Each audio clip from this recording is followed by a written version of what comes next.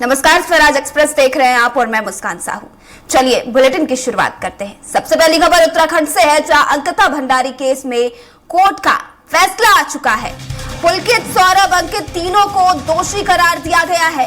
तीनों दोषी करार थोड़ी देर में सजा का ऐलान किया जाएगा।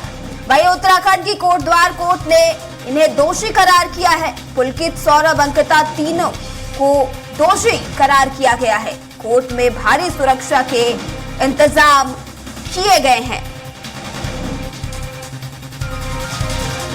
तो अंकिता भंडारी केस में कोर्ट का आखिरकार फैसला आ गया है। पुलकित, सौरभ, अंकित तीनों को ही दोषी करार किया गया है।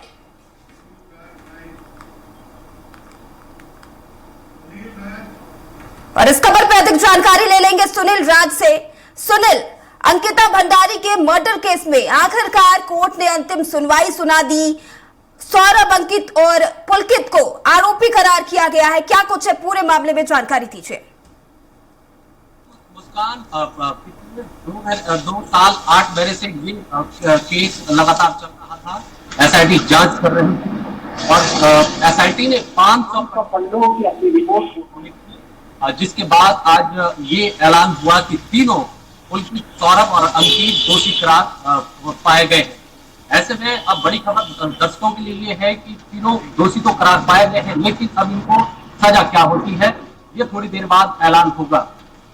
ये पूरा मामला 19 सितंबर 2022 का था, जब ये प्रकाश में आया। उसके बाद किस तरह से इन लोगों ने ताना बाना बुना, किस तरह से अंकिता भंडारी को टॉर्चर किया गया, उसके बाद उसको चिला रेंज में ले जाया गया, फिर उसको धक्का दिया गया और उसकी हत्या कर दी। तो इस पूरे प्रकरण में तीनों को आज दोषी करार दिया गया है।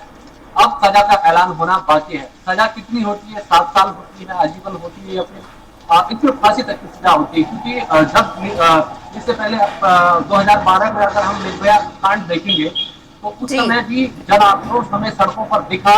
उसी तरह 2012 के बाद 2022 में उत्तराखंड की बेटी पौड़ी की रहने वाली थी, सिद्धू की, उसको लेकर भी उसके न्याय के लिए ऋषिकेश से लेकर तमाम स्थानों पर, न केवल प्रदेश बल्कि देश के अलग अलग स्थानों पर रैलियां निकाली गई, उसका विरोध हुआ। उसके बाद मामले ने तुल पकड़ी, फिर ये चीजें बाहर आने लगी कि वो वीआईपी आखिर कौन था जिसके लिए अंकिता भंडारी की हत्या कर दी गई।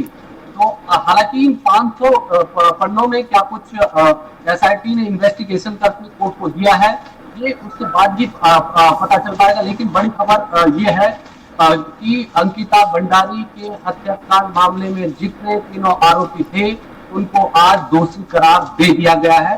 अब सजा का ऐलान होना बाकी है। अभी तक आरोपी थे, अब वो दोषी साबित हो गए हैं। तो अब सजा इनको बड़ी हो सकती है, क्योंकि जब जनभावनाओं से कोई केस जुड़ा रहता है, चाहे वो निर्भया का केस ले लो या फिर तमाम अन्य उदाहरण देख लो, तो इस मामले में भी यही हुआ। और आज भी कोटद्वार के अंदर हमें यही देखने को मिला है। तमाम संगठन हो या फिर अलग अलग राजनीतिक दल के लोग वो प्रदर्शन कर रहे हैं कि अंकिता भंडारी को न्याय दो, अंकिता भंडारी को न्याय दो। और पूरे कोटद्वार में धारा 144 लागू कर दी गई और पूरे कोटद्वार को छावनी में तब्दील कर दिया गया है।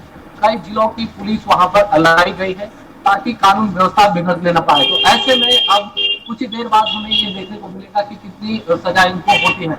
हालांकि दोषी तो ठहरा दिए गए हैं, लेकिन क्या ये फैसला सुरक्षित रहता है या फिर आज ही इस मामले में सुनवाई होती है, इस थोड़ी देर बाद हम अपने दर्शकों को विस्तृत तरीके से बताएंगे। जी मुस्कान। सुनील, अगर बात करें फैसले की तो 2 साल 8 माह का समय लगा है। इतनी देरी फैसलों को सुनाने में क्यों लग गई? क्या मामला इतना पेचीदा था?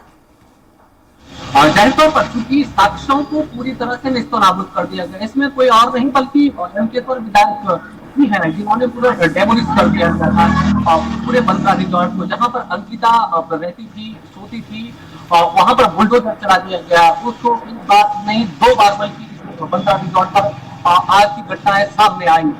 तो साक्ष्यों को जुटाने में जो भारतीय असेंबली जो रेणुका देवी की अध्यक्षता में जो टीम गठित की गई थी, उसने अपनी 500 पन्नों की पूरी रिपोर्ट विस्तृत रिपोर्ट कोर्ट को दी है। तो जब मामला यहाँ जब 2 साल 8 महीने हो गए, ये तब है जब मामला फास्ट ट्रैक कोर्ट में चला।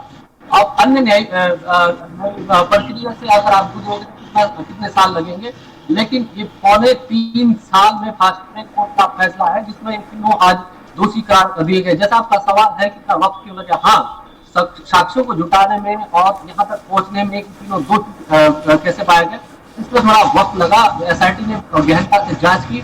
अब एसआईटी जो जांच कोर्ट को सौंपी गई उस पर क्या कुछ सामने आया होगा, ये आगामी के दिनों में हमें देखने को मिलेगा। जब सजा का ऐलान हो जाएगा उसके बाद ये विस्तृत रिपोर्ट बाहर आएगी। जी मुस्कान। ठीक है सुनील, इस खबर पर तमाम जानकारी के लिए आपका धन्यवाद।